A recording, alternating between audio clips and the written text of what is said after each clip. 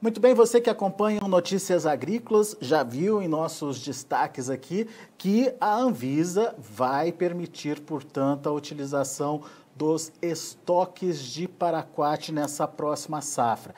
Tem ali uma tabelinha de que culturas podem ser utilizadas e até quando isso pode ser utilizado. Para o trigo, por exemplo, a utilização do paraquat poderia ser estendida até agosto do ano que vem. Dependendo da cultura, dependendo da região, essa restrição é menor aí, enfim, o prazo é menor, mas de qualquer forma a notícia é boa. Portanto, tem aí um detalhe que a gente precisa entender. E quem vai nos ajudar nesse entendimento é a doutora Lídia Cristina Jorge dos Santos. Ela é advogada especialista em regulação de defensivos agrícolas. Está aqui, doutora Lídia, já com a gente. Seja bem-vinda, viu, doutora? Obrigado pela participação conosco aqui no Notícias Agrícolas. Um estudo da Embrapa colocava que a gente teria em estoque no Brasil ainda 16 milhões de litros de produtos. Essa liberação de hoje da Anvisa, ela atende parte do consumo desses estoques? Explica para a gente que decisão foi essa e até que ponto ela foi benéfica, doutora. Seja bem-vinda. Oi, boa tarde. Boa tarde a todos que estão nos acompanhando. É isso, Alexandra. A decisão de hoje é uma decisão positiva, né, para o produtor rural, que vai poder utilizar os produtos que eles já haviam adquirido, que estavam estocados, mas ela não é uma decisão total, né? Existe ainda a questão dos produtos que estão nas revendas, né, que seriam comercializados. E também existe a questão da proibição em si, né? Uma vez que um dos pedidos que foi feito para a Anvisa e julgado na outra reunião se referia à prorrogação do prazo para a entrega de estudos que efetivamente trouxessem ali a certeza científica sobre a inexistência de mutagenicidade e desencadeamento da doença de Parkinson. Bom, vamos então por partes. Os produtores que podem utilizar o paraquat são apenas aqueles que já adquiriram e que estão com esse estoque nas propriedades, doutora? É isso. E isso significa, na prática, o quê? Que as revendas vão ter que fazer aquela entrega do paraquat que ainda está em estoque. Elas vão ter que devolver, vão ter que fazer. Aquele processo que as indústrias teriam que recolher os produtos está mantido para as revendas, no caso, então? Sim, está mantido, né? Porque a resolução ela trazia a questão só do uso, né? A importação, a fabricação, a comercialização de produtos, isso se manteve a proibição. O que não resolve o problema todo, porque o problema, o passivo ambiental, digamos assim, continua, então. Esse é um ponto importante, né? Porque hoje, durante o julgamento, uma das fundamentações, né, utilizadas para se justificar até mesmo a utilização do produto pelo produtor rural que já adquiriu na propriedade, foi a questão do passivo ambiental. Então, assim, parte dessa questão foi resolvida, mas existe ainda o passivo do que estava na revenda, que vai ter que ser devolvido e incinerado. Agora, o produtor precisa ficar atento aí a algumas regrinhas, né? Dependendo da cultura e dependendo da época e da região, tem o seu limite de uso do paraquat. Exatamente. Na resolução que deve ser publicada, decorrente desse julgamento da Anvisa, existe uma tabelinha, como você colocou, né? E essa tabelinha traz a cultura, a região e o prazo máximo de uso do produto, do estoque que ele já tenha. Então, esses prazos variam, né? Soja, centro-oeste, sul e sudeste, até 31 de maio de 2021. Como você colocou o prazo mais estendido para trigo, sul, sudeste e centro-oeste, até 31 de agosto de 2021. O produtor vai ter que ficar atento a essas datas. Muito bem. Agora, não é só essa questão da suspensão ou do cancelamento do uso aí do paraquat, né? É o que vem depois, principalmente para o produtor que precisa de um produto eficiente que possa substituir o paraquat. E até onde a gente acompanha, ele até tem produtos substitutivos aí, no entanto, a custos maiores e não se sabe se com disponibilidade total, né, doutora? Exato. A força-tarefa, ela entende que não existe um único produto substituto para o paraquat, pensando em termos de custo, eficiência e volume, de disponibilidade. Como para essa safra o produto vai ser utilizado, agora a gente vai ter que ver como vai ser na próxima safra, né? Se vai haver um volume suficiente para atender e como ficaria a questão do custo, né? Uma vez que a substituição do paraquat hoje ela não é feita com um único produto, né? São necessárias várias alternativas ali para se tentar chegar no mesmo tipo de eficiência. Só lembrando que assim, o paraquat hoje ele é uma ferramenta fundamental para a agricultura, justamente porque ele é empregado no plantio direto, que é um sistema revolucionário da nossa agricultura, né? Que permite a produção de até 3 safras. Então, para você ter uma ideia, 70% das propriedades da produção de grãos contam com a utilização desse sistema de plantio direto.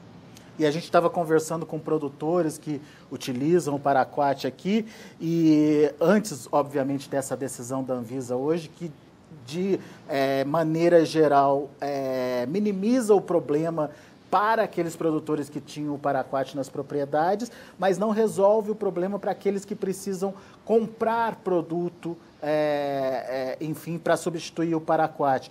A gente ouviu relatos aqui de que o preço do diquat, por exemplo, que é o substituto natural aí do paraquat, mais que dobrou, em alguns casos até triplicou em função de uma demanda maior. Ou seja, esse problema alguns produtores vão ter que conviver ainda, né?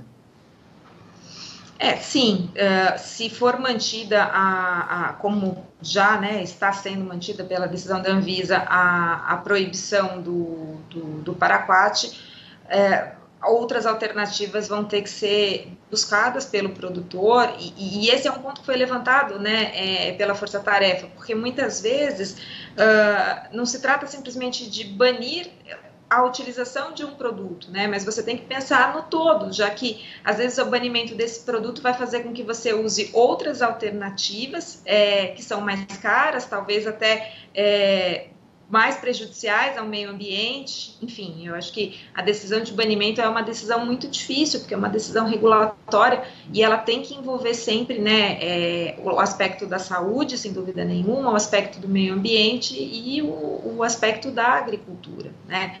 O paraquat é um produto que ele não deixa resíduos, isso foi reconhecido pelo IBAMA, consta em todo o processo de reavaliação, então ele não causa nenhum tipo de problema para quem consome o alimento. E para o aplicador, que seria onde a Anvisa apontou possíveis efeitos nocivos, a nossa argumentação seria no sentido de se verificar quais são as medidas de segurança que afastam esses efeitos nocivos para o aplicador. É aquela questão, né, do perigo e do risco. Então, quais as medidas de mitigação que você poderia, que o aplicador poderia utilizar para se evitar esse tipo de risco? Então, a aplicação em cabine fechada, que já era uma determinação da RDC 177, é um exemplo disso, em que você evita o contato do produto com o aplicador.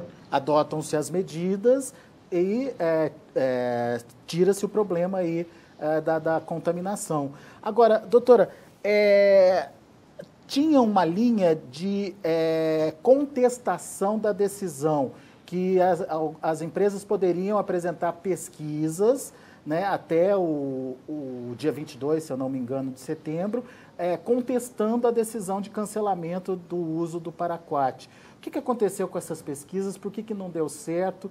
Enfim, é possível apresentá-las ainda e reverter essa decisão?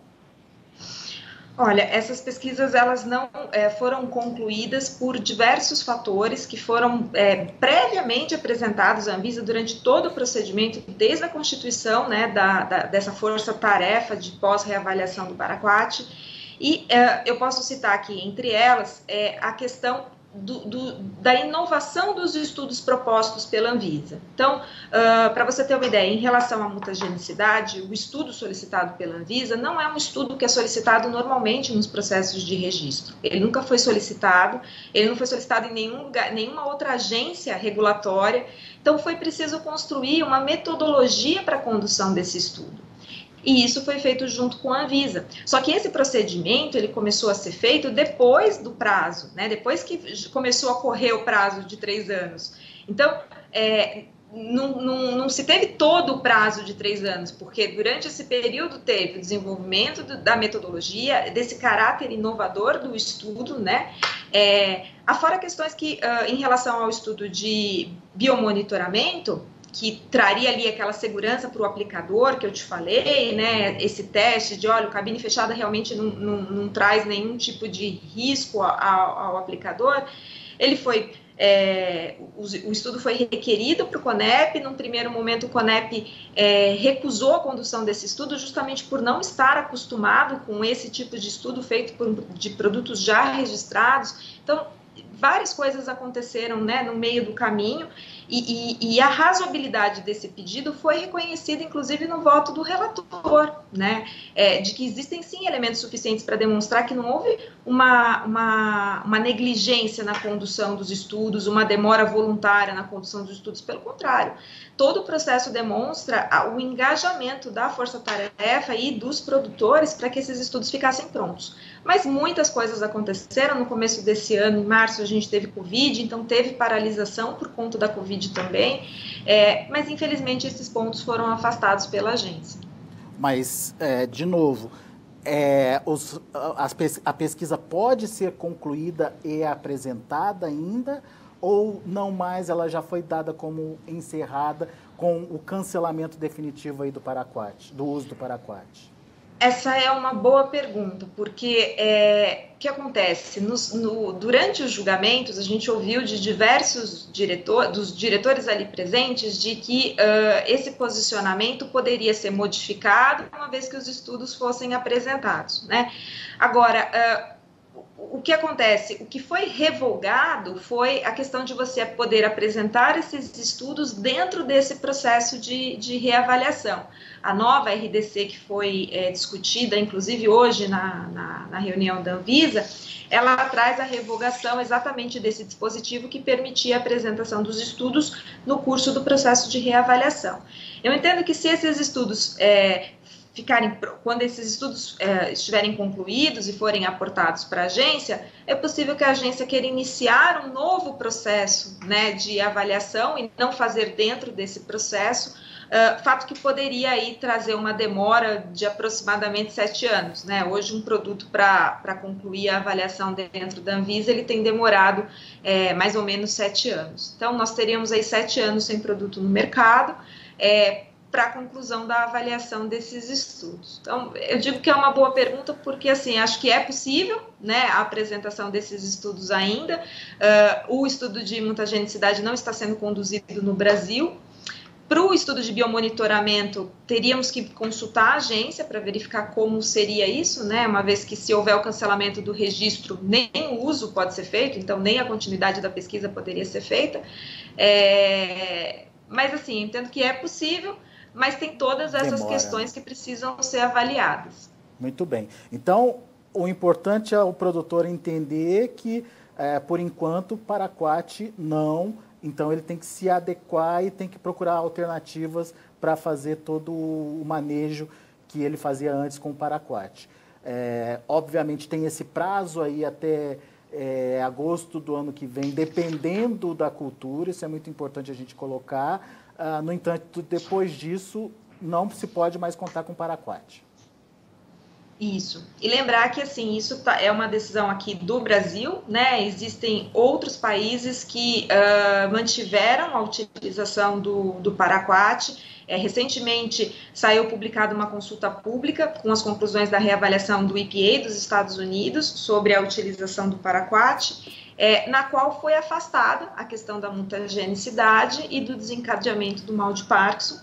No mesmo sentido, a conclusão da reavaliação na Nova Zelândia, né, em que afastou também esses 2 critérios. Posso citar também Canadá, Então, assim, e Austrália, né, que são países aí competidores, são players, né, do Brasil, e que optaram por, na conclusão da avaliação, afastar esses dois critérios, justamente por não encontrar uma certeza científica sobre a mutagenicidade e o desencadeamento da doença de Parkinson. Estamos na contramão, então, doutora Lídia? As avaliações, assim, a Anvisa é uma agência muito séria, né? A gente sempre fala isso, a Força Tarefa acredita, né, na autonomia e na seriedade com que as avaliações são conduzidas pela Anvisa. Os países, eles têm as suas peculiaridades no seu sistema regulatório, mas o que a gente discorda é da não prorrogação do prazo, justamente para poder se trazer essa certeza, né? A Anvisa, ela é uma agência conhecida justamente por incentivar a ciência, né? E, infelizmente, ao negar a concessão do prazo, a gente tem uma barreira em relação a isso, a inovação da ciência que poderia ser trazida para esse processo e utilizada até mesmo em outras reavaliações. E dentro desse mesmo estudo que apontado aí pela Embrapa, que existiam 16 milhões de litros de produtos para serem utilizados em estoque, tem um número mais impressionante ainda, que é o número do custo de aplicação. Adicionaria aí ao custo de aplicação cerca de 400 milhões de reais a mais. É isso mesmo, né, doutora? 400 milhões de reais a mais? Foram os dados que a Embrapa Soja divulgou. Pois é. É um custo a mais para o produtor no final das contas, mas, enfim, temos que seguir o que foi dito aí. Enfim, as regras são regras, leis são leis e a gente precisa obedecê-las. Então, de qualquer forma, você que tem o paraquat na sua propriedade, você ainda pode utilizá-lo desde que siga aqueles parâmetros que a gente vai colocar aqui no site também, logo abaixo da entrevista a gente vai colocar os quadrinhos. Esses prazos, eles podem ainda mudar ou já estão definidos já, doutora? Eles estão definidos, né, na RDC, mas acredito que se fatos novos forem trazidos para a agência poderia discutir esses prazos aqui. A motivação da discussão da Anvisa de hoje foi justamente um ofício, né, do Ministério da Agricultura. Então, o Ministério da Agricultura, ele é mais afeto a essas questões, né, de seca, quando demora, quando começa a safra, quanto demorou. Então, eu entendo que sim, esses prazos poderiam ser modificados a depender da condição da nossa própria agricultura, né? Pois é. E aquele estoque em revendas vai ter que ser devolvido. Esse estoque não foi contemplado, portanto, na decisão de hoje. Ficou claro, doutora Lídia? Muito obrigado, viu, pelos esclarecimentos aqui para a gente. Volte sempre. Eu que agradeço. Muito obrigado. Uma boa tarde. Boa tarde. Está aí, doutora Lídia Cristina Jorge dos Santos, advogada especialista em regulação de defensivos agrícolas, aqui no Notícias Agrícolas, repercutindo com a gente toda essa questão aí da utilização do paraquat. Portanto, a Anvisa liberou sim o uso dos estoques para a safra 2021, no entanto, fez a ressalva de que só valem aqueles estoques nas mãos dos produtores. Os estoques das revendas precisam ser devolvidos e incinerados. Enfim, fica a dica para você. A gente vai ficando por aqui, agradeço muito a sua atenção e audiência. Na sequência tem o mercado da soja. Continue com a gente.